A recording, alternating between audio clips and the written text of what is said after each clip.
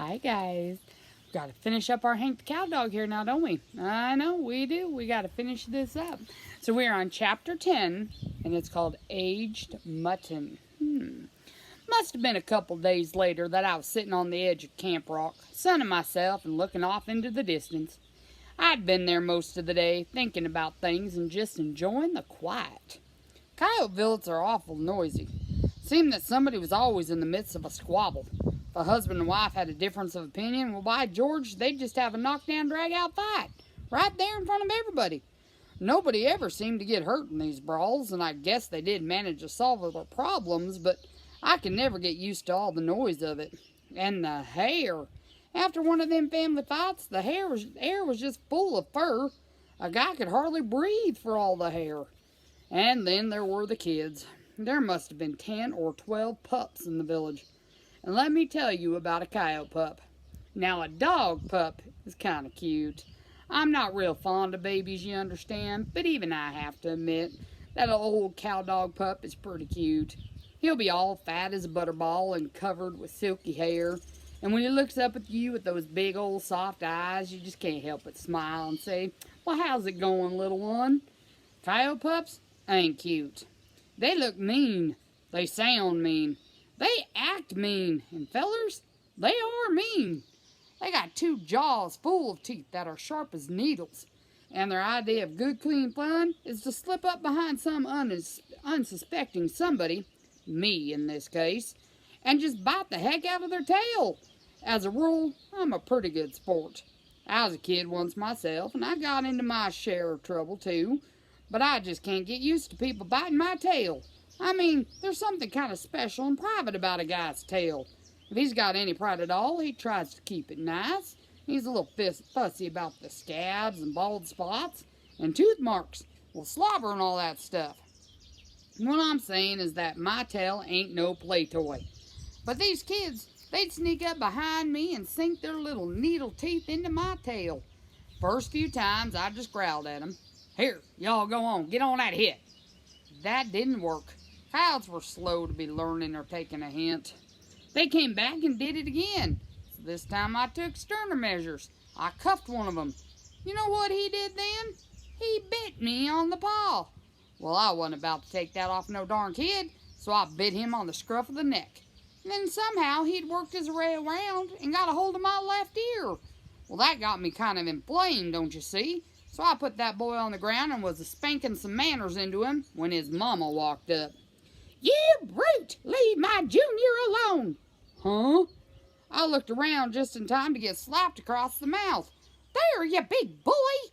Well, I suppose I shouldn't have slapped her back, but I did. Whop! Right across the nose.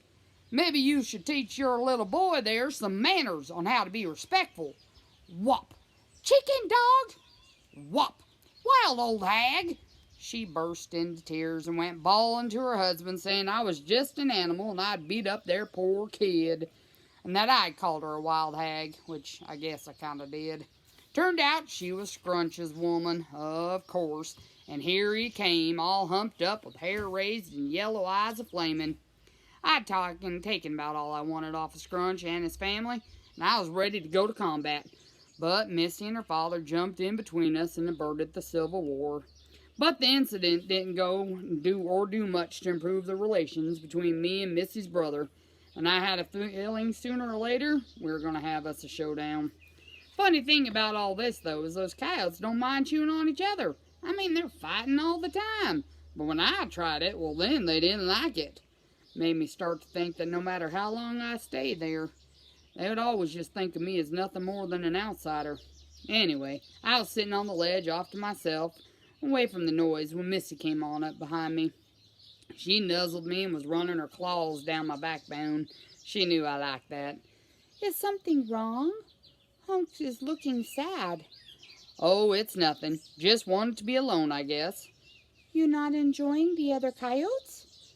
"Well, do you ever get tired of all the noise and all the fighting and yelling?" She shook her head. "Those are happy sounds. When coyotes happy, we make a lot of noise. When we're married, we'll be happy. Make bunch of noise, too." I see, yes. Well, I guess we have that to look forward to, don't we? When our pups come, even more noise. Oh, boy. Yeah, oh boy. Hunk not be sad. Missy has something special for Hunk. We have a feast. Special food just for Hunk. I followed her into the village, and we went to her parents' den. They were sitting out front, and the old lady was pulling cockaburs out of the chief's tail. Missy asked her mother if she'd prepare a special meal for just me.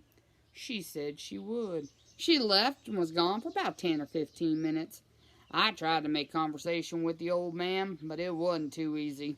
He started talking about the old days and about the time he went a couple rounds with the skunk. He seemed to think his story was hilarious. I just thought it was moderately funny. But the chief was still cackling at his own wonderful story when that old lady returned, dragging in some sort of horrible stinking something or other. I turned to Missy. "What's that?" I said. "Aged mutton." "Aged mutton?" She nodded and smiled. "Special feast, make Hunk forget all sad." Aged mutton. No doubt it'd been buried for a while. It was green and dotted here and there with white spots that turned out to be maggots. The smell alone could have taken the paint off a corral fence. The taste of such rot was just too horrible to be imagining. The old lady dragged it up and dropped it right at my feet. When she smiled at me, she looked an awful lot like her daughter, except she had several teeth missing and some of that green stuff was hanging from her lower lip. "Meat age of many month, just right for Hunk now." The old man threw back his head, let out a howl, and dived in. The old lady did the same. Missy did the same. So I took a deep breath, said a little prayer, and dove in too. Let's not go into any details, shall we? It was bad. It was so bad that there's not even words to describe just how bad it was, and I'm not going to say any more about it. An hour later, though, I was lying down with my head over a cliff. I'd emptied my body of everything but blood and maybe a few bones. Missy was standing over me, stroking my brow. She had been very nice about it. They all had been, even my future mother-in-law. She decided that I'd just drank some bad water, and that's why I'd gotten sick. "Is Hunk feeling better now?" "Well, feel better, sort of," I said. "Hunk like coyote feast, right?" Right. "Now Hunk is ready for big raid." I raised up my head. Huh? That was the first I'd heard about the raid. This was going to be my big chance to prove to Missy's mom and pa that I was worthy of their daughter. This could be good. But then Scrunch had been the one to put it together. And turns out it was a raid on the ranch. That's the end of chapter 10. Only 2 chapters left.